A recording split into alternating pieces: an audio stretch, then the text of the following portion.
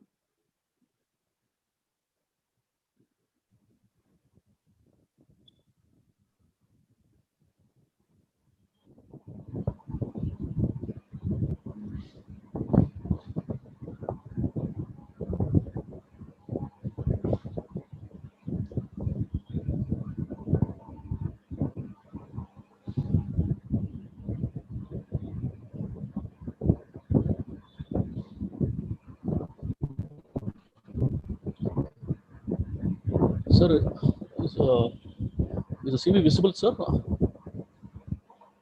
Yeah, it is seen. Yeah, yes. So, once again, it's my proud privilege and honor to welcome you, sir, for this evening webinar on mucormycosis, the new demon in the COVID horizon. I once again extend a warm welcome. I once again extend a formal welcome for this evening webinar. We are really happy, sir, that second consecutive month you are addressing the webinar on Shield Connect digital platform.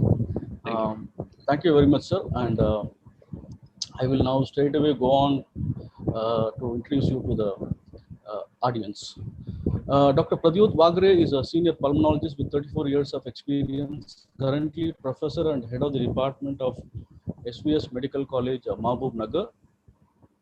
Dr. Pradyut Waghray is a senior consultant pulmonologist, Apollo Hospital, Hyderabad, and managing director of Kunal Institute of Medical Specialties Private Limited. He is also a honorary consultant pulmonologist to the Armed Forces.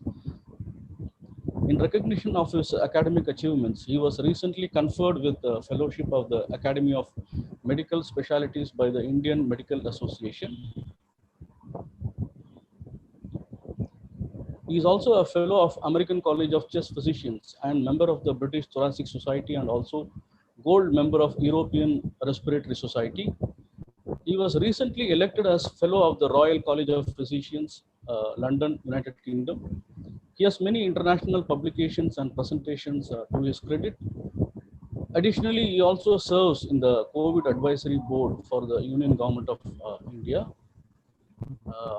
With this short and a concise introduction of the speaker, I now hand over the session to Dr. Pradyut Waghray. Over to you, sir. Okay. Thank you so much, Umashankar, for your kind introduction. And I will just try to share my slide screen. Just let me know if it is visible freely. Yes, sir, it is seen. Visible? Okay. Yes, sir. So good evening. At the outset, I would like to thank the organizers for giving me an opportunity to present my views on mucormycosis. As we, edge away from the second wave, and now we wait with bated breath for the beginning of probably a third wave, as it is being prophesized. In between, we have another what you may call demon on the COVID horizon, which is a mucormycosis. So what we will do this evening is we will discuss what is this mucormycosis, how to identify it, how to diagnose it, and then what sort of treatment is available and what are the current guidelines in the COVID pandemic in the management of this mucormycosis. So COVID-19, we all know, is caused by the SARS coronavirus 2, and this is associated with the range of opportunistic infections, which can be bacterial and fungal as well. And we are all aware that the second wave of COVID-19 has affected us very badly. And we had a very high number of daily reported cases of COVID as well. And we are also aware that both Aspergillus and Candida fungal infections have been reported as the main fungal pathogens, which is earlier also it was reported for co-infection in these patients. But recently, several cases of mucormycosis were found in people with COVID-19, and they are increasing worldwide. But in India, we actually, dubiously contribute to the highest number of mucormycosis cases. One of the trials said that out of 101 cases reported so far, 82 are from India.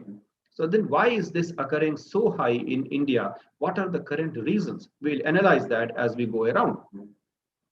So as I was telling you, since now we are achieving stability with the second wave, but another imminent threat has emerged, which is a challenge to the healthcare workers and the healthcare system in the form of coronavirus associated mucormycosis. That is important. Mark the words. It is coronavirus associated mucormycosis. There is a link between the COVID-19 virus and the mucormycosis. So what are these mucormycosis? They are caused by a group of molds called mucormycetes.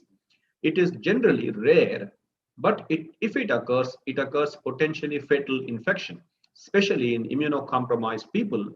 And if it is not diagnosed early and not treated aggressively, it has got a very bad prognosis.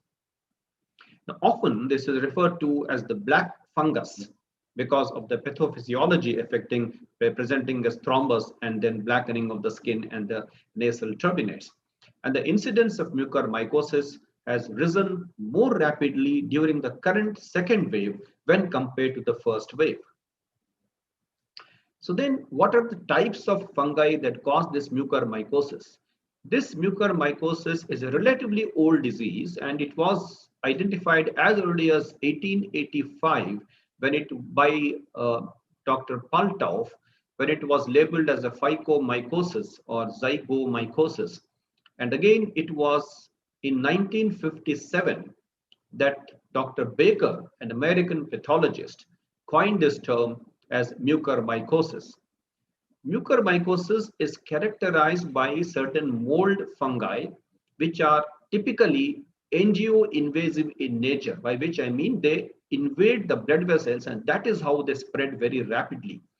And this group of fungi usually belong to the genus of Rhizopus, Mucor, Rhizomucor, Cunninghamella, and Epsidia, of which it is the Rhizopus oryzae, which is the most common type of the mucor, and which are responsible for almost 60 to 65% of the cases of mucormycosis seen in the human population. And this Rhizopus oryzae accounts for 90% of the rhino-orbital cerebral form of mucormycosis, which is the very common form seen in the current COVID scenario. And the mode of contamination occurs through the inhalation of fungal spores. So it is the culprit here is the Rhizopus oryzae, which is predominantly causing this havoc. Now, this is a very important slide which tells us what happens actually when we inhale the fungal spores. See, as we get exposed to fungal spores, the spores are inhaled and they are deposited in the nasal turbinates or in the lungs. Okay, so through the nasal turbinates, they can reach the sinuses, and then from there they can spread to the orbit or to the brain. And once they reach these spores called as conidia, once they reach the distal alveolar spaces of the lungs, they begin to germinate there.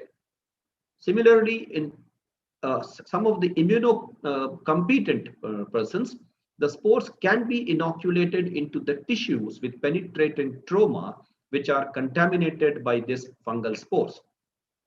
So in healthy persons with a good immune system, these spores are taken care of by the macrophages and the neutrophils and the mononuclear cells, which actually kill these, they phagocytose these conidia and kill them, and thereby prevent them from spreading and causing angio invasion and disease.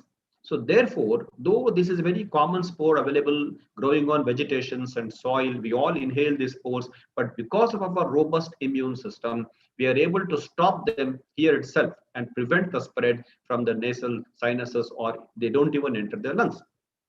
But in the current COVID-19 pandemic, because most of these patients have immunosuppression, which we will discuss in the subsequent slides, because of this, the neutrophils, the form by which they attack these hyphal cells, this phagocytic activity of macrophages and neutrophils is inhibited.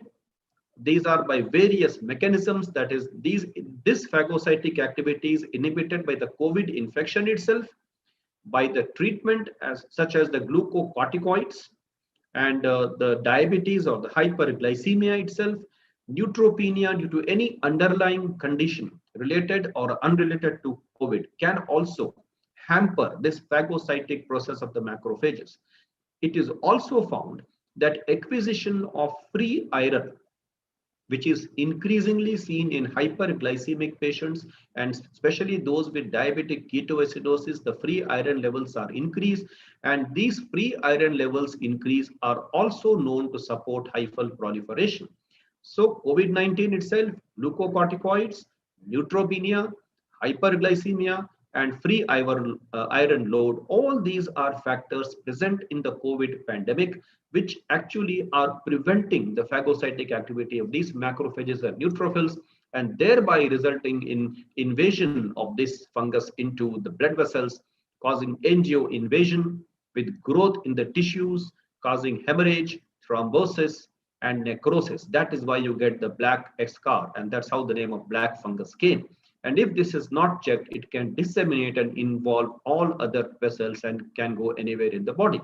So that is the pathogenesis of how this mucormycosis spreads from the nasal space and enter into the lung, and then it goes, because of angio invasion, it spreads and affects other organs. Having understood the pathogenesis, let us see what is the prevalence of mucormycosis in our country. Globally, if you see the prevalence of mucormycosis, it varies from 0.005 to 1.7 per million population. It's not that high and not that commonly seen, but in India, it is 80 times higher. It's tremendously high. 80 times higher, that is 0.14 per 1,000 when compared to the other developed part of the world. So with the result that our country has the highest cases of mucormycosis reported in the world. Notwithstanding this, we are also having the dubious distinction of the second largest population with diabetes. At one time, we were the diabetes capital of the world, but luckily now we have come down to the second number, but still we have the highest population by sheer birth of the population. We had a high number of diabetes mellitus cases in India. And we know that diabetes mellitus, especially when it is uncontrolled, is the most common risk factor which is linked to mucormycosis in India. But in the Western world, it is mostly hematological malignancies and organ transplantation which form the common causes. So it is diabetes which is actually, killing these people with uncontrolled diabetes. It is found that one of the surveys found that almost 93% of patients of mucormycosis had hyperglycemia and uncontrolled diabetes, and 12% had associated diabetic ketoacidosis. So these are the strong link between diabetes and mucormycosis. And then the primary reason which appears to be facilitating this fungus spores to germinate in people with COVID-19. Why are they attacking COVID-19 people? We never heard of mucormycosis earlier. So there are certain conditions which occurs in COVID-19 patients which make these fungi or mucor to grow aggressively. First, of the ideal environment of low oxygen. COVID-19 patients, if they are having a pneumonia, they have hypoxia. And this hypoxia again, helps this proliferation of this mucor. Number two, high glucose, which can be due to de novo diabetes or existing diabetes which is uncontrolled, new onset hyperglycemia which was not diagnosed earlier, Many patients, they present with a HbA1c of 9 or 10. They never knew that they are diabetic unless they were diagnosed with mucormycosis and found to be diabetic. Then third is a steroid-induced hyperglycemia, which are due to the people are telling probably the overuse or misuse of steroids, but there are series of reports which say that in uncontrolled diabetic patients, even in steroid and recommended doses used for not more than 5 to 8 days, they have been also known to be associated with mucormycosis, though they are quite rare, but generally it is the misuse of steroids and causing hyperglycemia. The third is the acidic medium, which is present in these patients, especially if the diabetes is uncontrolled, if they have diabetic ketoacidosis or associated metabolic acidosis due to any other cause of sepsis. In addition to COVID-19, this acidic medium facilitates the production of iron, the increase in iron levels, and this acidic medium itself is one of the conditions which favors mucormycosis in COVID-19 patients. Then fourth cause mentioned here is the breakthrough infections in patients who are on voriconazole prophylaxis. See, whenever you are in an ICU, if you are getting a high fever, you are on antibiotics invariably.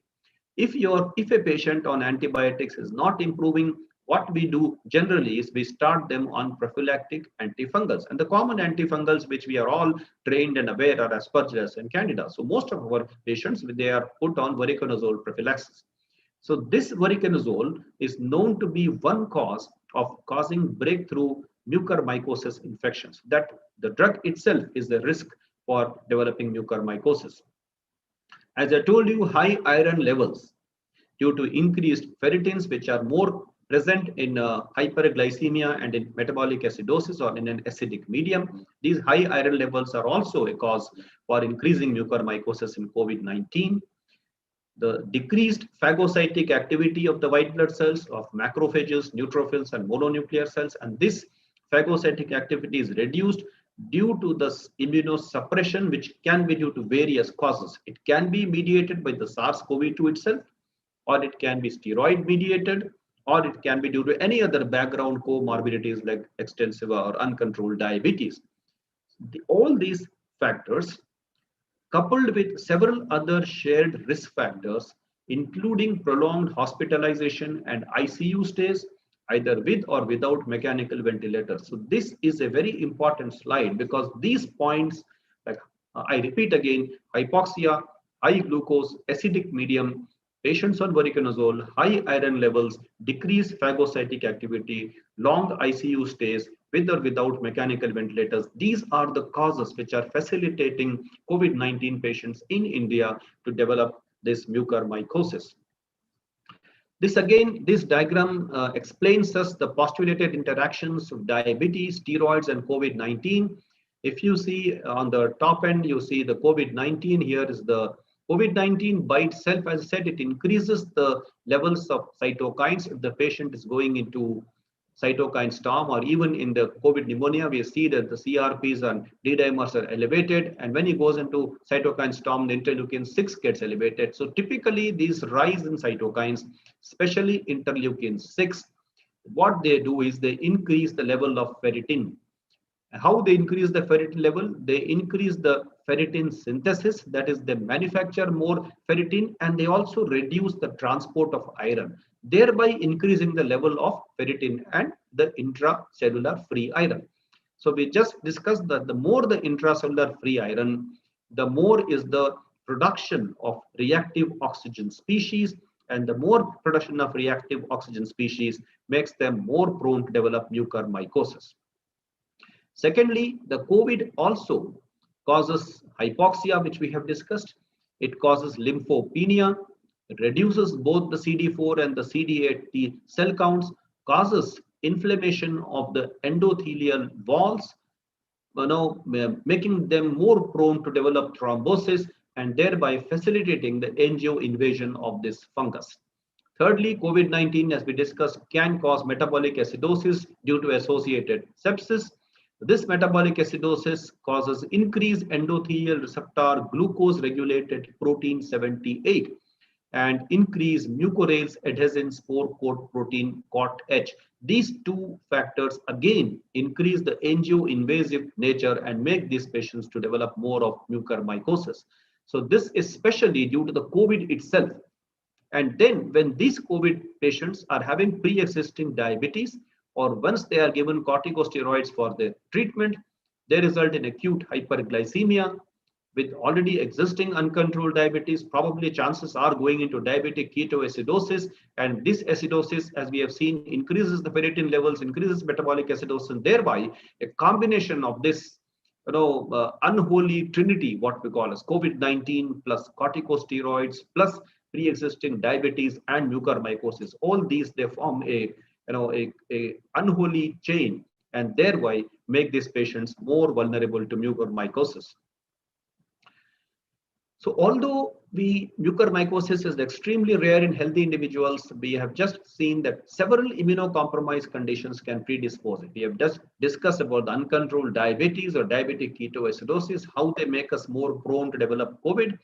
But there are other conditions like hematological malignancies and other malignancies because they may cause neutropenia, organ transplantation because they can be on immunosuppressive drugs like steroids, azathioprine, etc., prolonged neutropenia due to any other cause, and immunosuppressive and corticosteroid therapy for a long time, or iron overload because of repeated blood transfusions for various causes or hemochromatosis.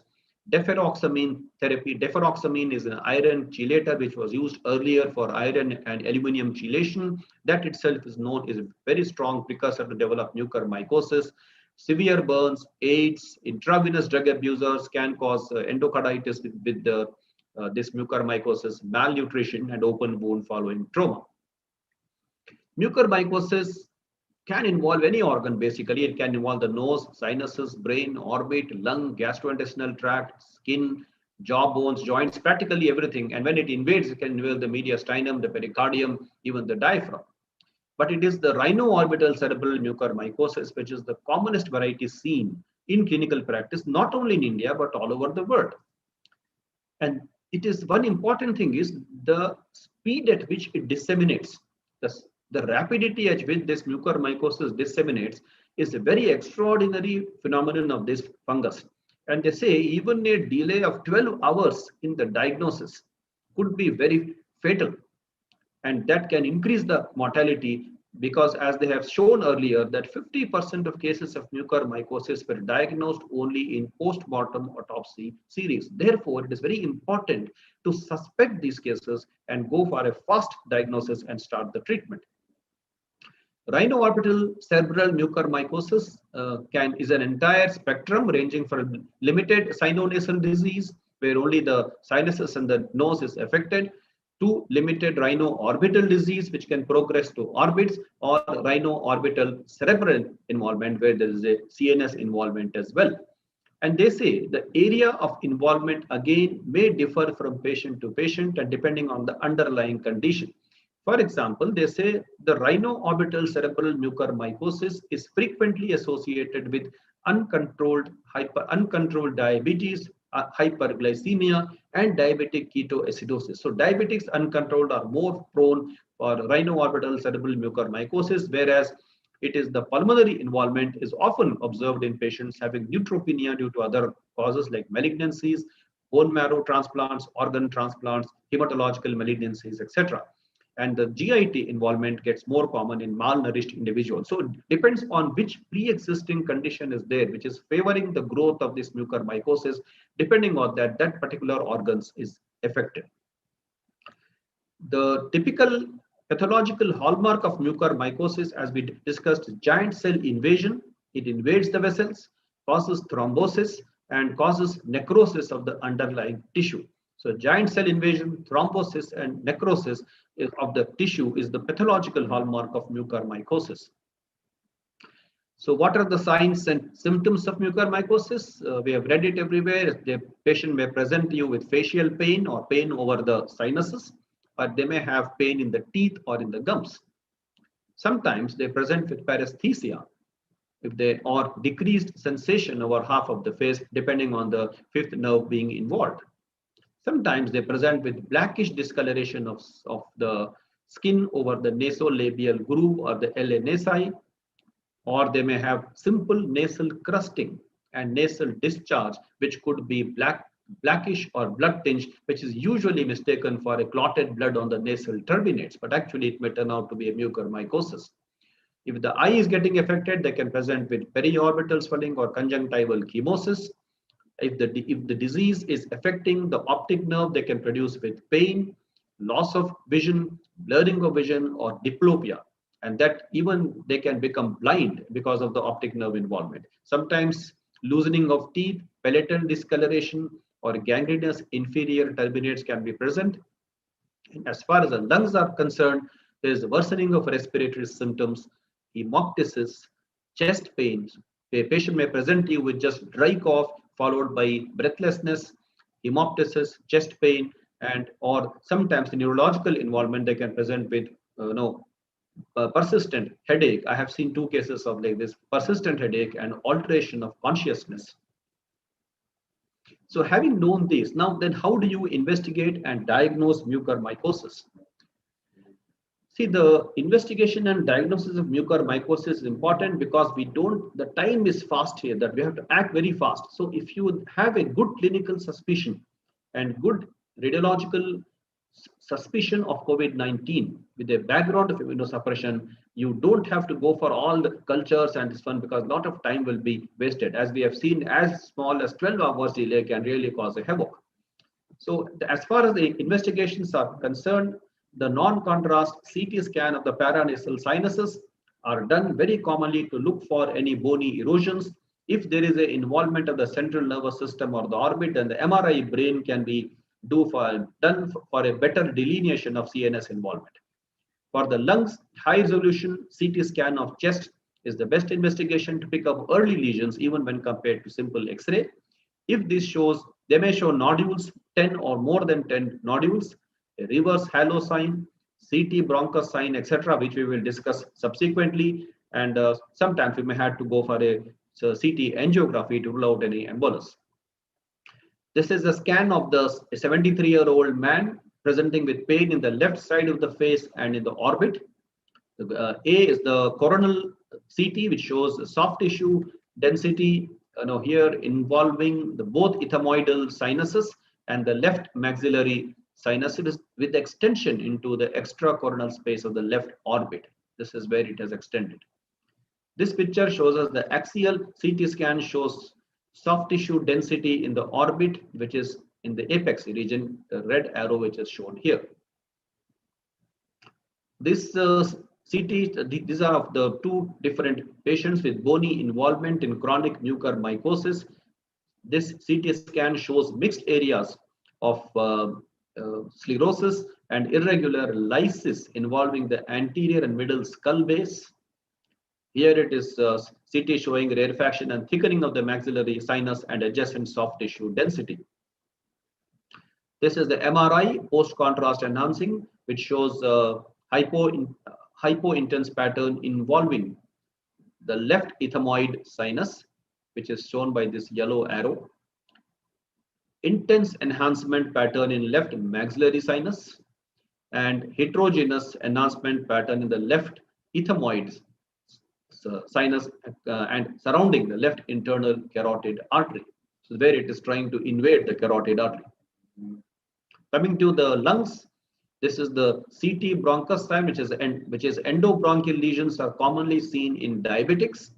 They can present with a infiltrate or a wedge-shaped consolidation, or they can present with multiple nodules, more than 10 in number, or they can present with cavitation, mycetoma. Sometimes they may present only with lobar collapse or only with pleural effusion.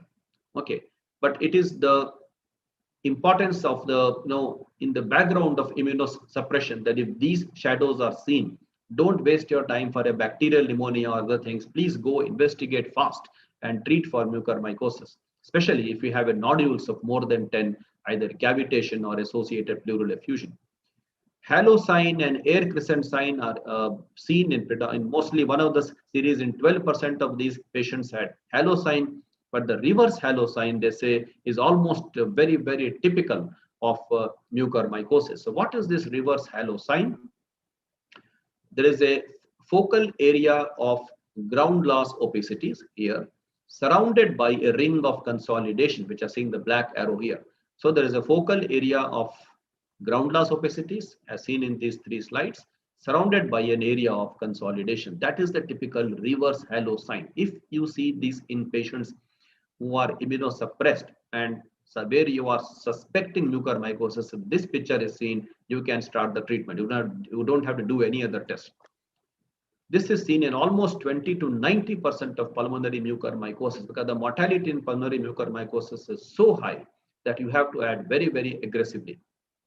Various series have shown patients with leukemia, almost 90% have this type of picture, leukemic patients and neutropenic patients. Another series showed that with this reverse halo sign was seen in 54% of patients with mucormycosis and only in 6% of patients of invasive pulmonary aspergillosis. So this is a very, very useful sign where you can differentiate from pulmonary aspergillosis and then almost diagnose definitely a mucormycosis. So, but even though these findings are not conclusive, they are not diagnostic, you can say, but they are giving us enough indications to start aggressive diagnostic workup and start aggressive treatment. So then the direct microscopy, the best we can do is go for a histopathology or some sample and look for a direct microscopy because that's the fastest thing you can do. So direct microscopy where you require optical brighteners like blancophore and chalcofluoride will show typical hyphae. Hyphae of mucormycosis have certain characteristic features. These are of variable width. That this is the sporangiophore, this is the sporangium, and this is the spore. These spores or hyphal spores are usually wide, 5 to 15 microns in diameter. Number two, they are typically non-septate branching. They don't have any septations which are present in aspergillosis. So this is non-septate and irregular ribbon-like branching occurs at right angles at 90 degrees. So three things are important: wide hyphae, more than about 5 to 15 microns, non-septate hyphae, branching at right angles, that is 90 degrees. If you have these three pictures on the direct microscopy, which can be seen within 5 minutes, you can make a diagnosis. The staining can be done with periodic acid shift stain or Crawford Gomery's methenamine silver stain, and they highlight this fungal hyphae very clearly. So this is the 3 points which is remember and make a firm diagnosis of on the simple microscopy.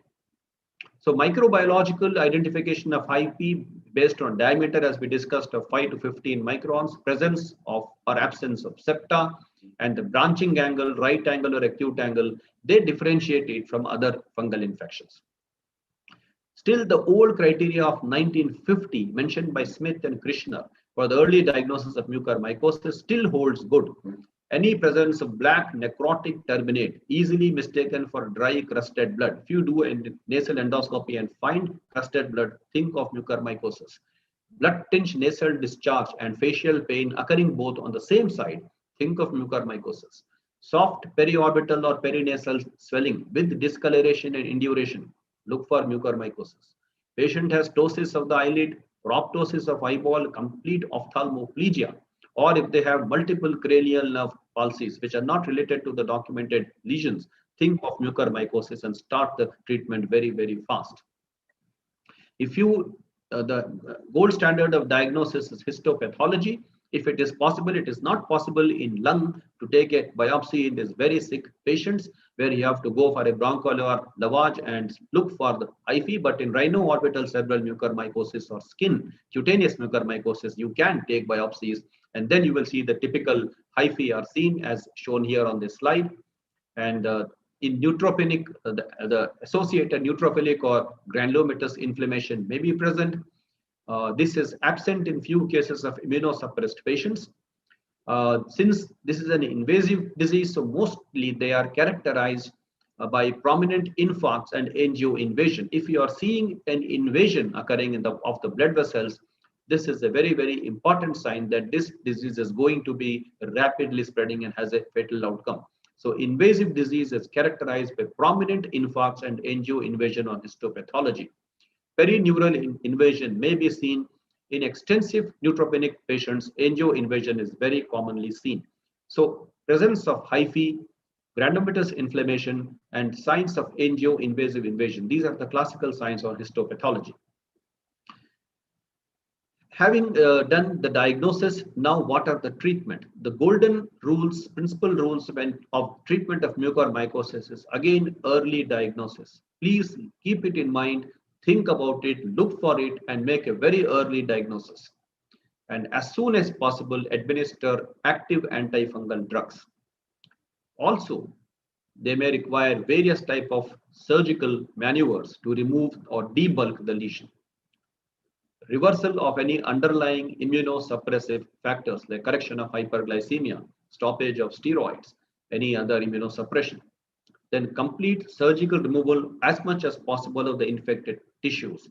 And then use of various adjunctive therapies are there like hyperbaric oxygen, which we will discuss subsequently. So gold standard is early diagnosis, antifungal agents, surgical role, and correction of the underlying factors. Surgery plays a very important role, especially in the rhino-orbital cerebral mucormycosis, where removal of necrotic tissue is very important because not only debulks the lesion, but it also increases the penetration of your antifungal drugs. In pulmonary mucormycosis, usually the patients may require lobectomy if he is fit enough for a lobectomy, but very rarely pneumonectomy or a wedge resection has been done. But most of the patients, they end up getting a lobectomy done, a removal of that disease lobe. It is always important to remove the surroundingly infected, healthy looking tissues. They also should be removed because as we know that there is a micro invasion of the vessels always. So always remove the surrounding areas as well. The latest the Director General of Health recommendations for managing mucormycosis from Government of India, they says that mucormycosis is treated with a mix of both surgical debridement and aggressive antifungal medication. The therapy of choice is liposomal amphotericin B at a starting dose of 5 milligrams per kilogram body weight, increasing to 10 milligrams per kilogram body weight if there is clinical evidence and radiological evidence of CNS involvement. Okay, therefore the CT scans and the clinical examination plays very important role. This liposomal amphotericin B should be diluted with 5% dextrose before use because normal saline and ringer lactate are incompatible with lipotericin B, with the liposomal amphotericin B. So only vehicle is 5% dextrose and it should be administered over a span of 2 to 3 hours. And the guidelines say you should begin with the maximum dose on day 1. So you can start with 10 milligrams and then go for 5 milligrams per kilogram body weight, mixed in 5% dextrose given over a span of 2 to 3 hours. It is important to monitor the kidney functions and serum electrolytes during this period, and it must be continued until a favorable response is obtained. There are no particular guidelines how long to give this drug. Depends on the severity of infection, depends on the site of infection, depends on the various comorbidities the patient has, or any other long-term immunosuppression it is there. So all these factors will decide how long to give the antifungal drug. Generally, it takes 3 to 6 weeks of this liposomal amphotericin B, after which oral therapy should be started. Generally, we see the clinical response and the radiological resolution as well, which generally takes about 4 to 6 weeks. Coming to oral medication, we can change to isavuconazole, which is not that yet available in our country, but some stocks are there. We give 200 milligrams, one tablet 3 times a day for the first 2 days, followed by 200 milligrams once daily thereafter. Or posaconazole, which is available in 300 milligrams delayed release tablets, that is slow release tablets, twice a day on the first day, followed by 300 milligrams once daily after that. And this must be taken for an extended length of time, which varies from person to person. So the physician will decide at that time, depending on the patient's response. A word about posaconazole suspension. It is also available, but then it has been found that the bioavailability of posaconazole suspension is not that robust. That's why the delayed release tablets have come into the picture. The treatment, as I said, must continue until the clinical signs and symptoms of infection improve, as well as the radiological parameters of active disease reduce, and the elimination of predisposing factors are corrected, like correction of hyperglycemia, correction of immunosuppression, etc. It may be necessary to administer it over a long period of time. Generally, it takes about 4 to 6 weeks of liposomal amphotericin B. Oral tablets may continue for months together. If for some reason liposomal amphotericin B is not available, we had a lot of shortage recently, then in such cases only conventional amphotericin B, that is deoxycholate amphotericin B, in the dosage of 1 to 1.5 milligram per kilogram body weight may be used. And it is very important that during this whole management, kidney functions and electrolytes must be regularly monitored. Another new concepts have come in the treatment of a small word about hyperbaric oxygen. Hyperbaric oxygen again is especially useful in skin and skin affection with the mucormycosis, but it is also tried in rhino-orbital cerebral mucormycosis in addition to surgery and antifungal drugs, because this hyperbaric oxygen is known to improve the neutrophilic oxidative killing capacity. So thereby it is having some role, but it is not yet freely available everywhere. But if it is available, you can use it for this, because that improves the neutrophilic oxidative killing capacity. How to prevent this disease? Use mask if you're visiting dusty construction sites, because this fungus thrives in decaying vegetables and soil and these leaves and other things. So you have to wear shoes, long trousers, long sleeve shirts and gloves while handling the soil or while gardening, and maintain personal hygiene, including thorough scrub bath. When to suspect, again I want to repeat, COVID-19 patients who are diabetes immunosuppressed. If your patient of COVID-19 presents to you with sinusitis, with simple nasal blockade or nasal congestion, nasal discharge, which can be blackish or bloody, with local bony pain, and pain on one side of the face with numbness or swelling, don't think it's a bacterial sinusitis. Investigate for a fungal sinusitis, mucormycosis. They may have a blackish discoloration over the nasal bridge as seen here. They may present with toothache, as I told, jaw involvement, blurred vision, diplopia, pain, fever or skin lesions, or they may present with palatal eschar because of thrombosis and necrosis. In pulmonary involvement, they may present with dry cough, chest pain, hemoptysis, worsening of respiratory symptoms, and pleural effusion. So what are the do's for doctors? Please use steroids judiciously. Current evidence-based, right timing, right dose for the right duration of time. I have seen a 16-year-old girl receiving 64 milligrams of steroids of this one, methylprednisolone, and that she was receiving for almost, I think, 36 days. So when she presented to me, she presented with a blood sugar of 616. So that sort of treatment we don't want. We want to use steroids are good, wonderful drugs in this COVID, but they should be used in the right time, right doses, and right duration of time. There should be a rational use of antibiotics, not overuse of it. Aggressively and timely initiation of amphotericin B therapy. Strict monitoring as well as control of blood glucose, both in admitted patients as well as post-discharge, because very important to control the blood sugar post-discharge as well, because this mucormycosis may not be seen when the patient is in the hospital. He will get discharged and go home and come to you with 2 to 3 weeks later with this mucormycosis complication. So please manage the diabetes when he is discharged as well. And whenever possible, use insulin in patients with diabetes who are admitted for COVID-19 treatment. With that, you can control the blood sugar aggressively. Keep a very high index of suspicion in presence of risk factors. In sense, daily examine the patient's eyes, nose, and mouth for any signs what we have discussed of mucormycosis. And also very important to use clean, sterile water for humidifiers. This was also one of the causes which was identified as a cause of mucormycosis rise at that time. So it's always important to check for sterile water for humidifiers. What are don'ts for doctors? Don't miss the early warning signs and symptoms. Don't think it's a bacterial sinusitis with a background of immunosuppression. Think of mucormycosis. Blocked nose doesn't always mean bacterial sinusitis, so don't forget mucormycosis. Don't lose crucial time. You may have to initiate therapy in relevant cases even before the diagnosis is made. So if there is good clinical suspicion, good radiological evidence, start the treatment. Do's for COVID-19 patients: keep the doctor informed about all your comorbidities such as diabetes, hypertension, malignancy, heart disease, etc. Tell the doctor about what all medications you are taking. whether are you on any immunosuppressant drugs or immune-related disorders or disease. Use sterile, nice, clean masks and maintain personal hygiene. Immediately inform your doctor if you develop blocked nose and nasal discharge or unilateral facial pain, numbness on the face, any swelling of the eyes, difficulty in vision, diplopia, or any discoloration around the eyes, nose, or mouth. Don'ts for COVID-19 patients, please don't self-medicate, especially don't take steroids on your own.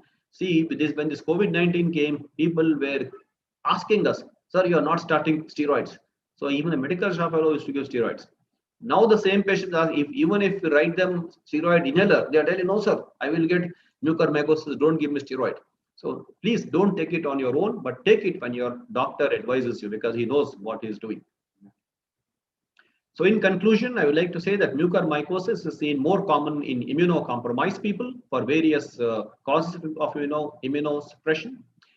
This should be suspected in patients not improving on anti-aspergillus treatment like voriconazole. There are no specific clinical or radiological features which can definitely make a diagnosis. Therefore, the diagnosis is more difficult and challenging in these patients because you have to judge on your clinical features and radiological features to support your diagnosis and start aggressive treatment. Diagnostic options are very limited because we cannot take histopathology from deep-seated organs. Invasive diagnostics have more yield, but it is not possible always to get it in some patients. Early diagnosis means early treatment and leading to less mortality rates because the various centers have reported almost 40% to 56% mortality in the best of centers with rhinoorbital cerebral mucormycosis and 80% to 88% in pulmonary mucormycosis and still worse in disseminated mucormycosis. It is very important to correct the underlying factors like hyperglycemia or in immunosuppression. Surgery plays a very important role in rhinoorbital cerebral mucormycosis, and liposomal amphotericin B increases cure rates. A small word about posaconazole secondary prophylaxis. Again, that is a new thing which has come, that if your patient is on immunosuppression, if he needs long-term immunosuppressed medications, for example, leukemias or some sort of malignancies, and if he develops a mucormycosis, he gets cured of it, you can start him on secondary posaconazole prophylaxis, probably lifelong, because this immunosuppression is going to stay for a long time, and the recurrences of this have seen even 1 to 2 years after the first diagnosis is made. So secondary prophylaxis with posaconazole is also being tried. Duration of treatment with antifungal drugs is highly individualized, as we have discussed, and posaconazole, isavuconazole can be tried along with liposomal amphotericin B. So thank you so much. I think I have conveyed most of the things, and if any questions, I will be glad to answer. Thank you, sir. Thank you very much for that excellent presentation. So you have covered almost all the points, and I'm sure doctors will get a lot of tips from this presentation as far as treatment is concerned. So there is one question, shall we consider as a mucormycosis as an epidemic as far as India is concerned? It is not purely academic, it's a practical thing. Because as you have seen, we are contributing the highest number of cases to the world. And it is affecting the livelihood of people as well. So I think this is we can really call it a demon in the practical terms, because that is patients are recovering from COVID, going home and coming back again.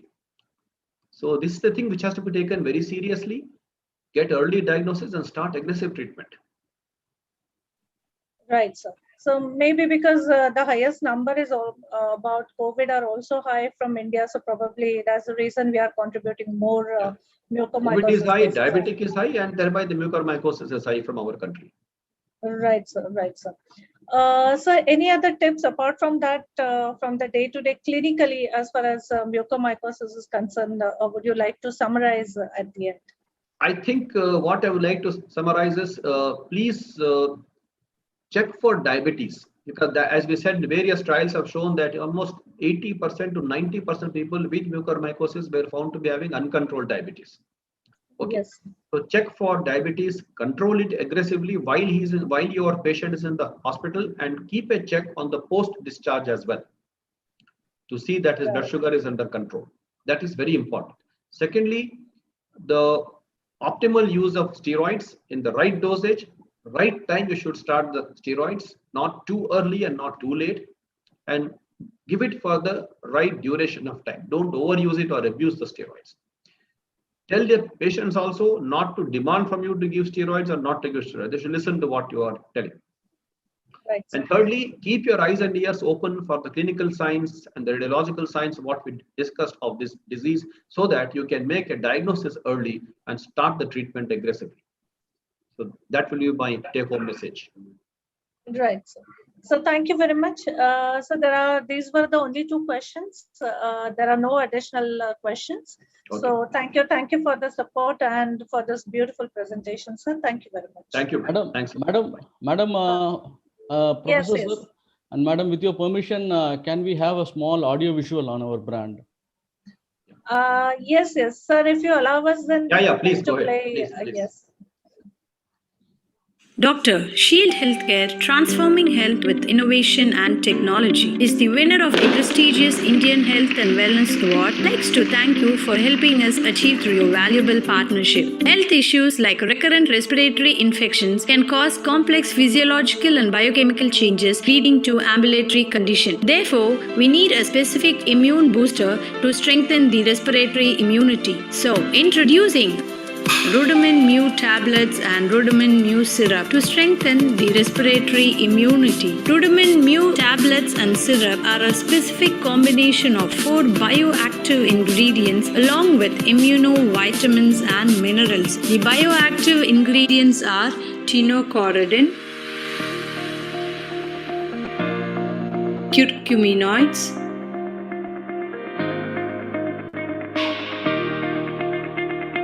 Acemanin, Ocimum sanctum.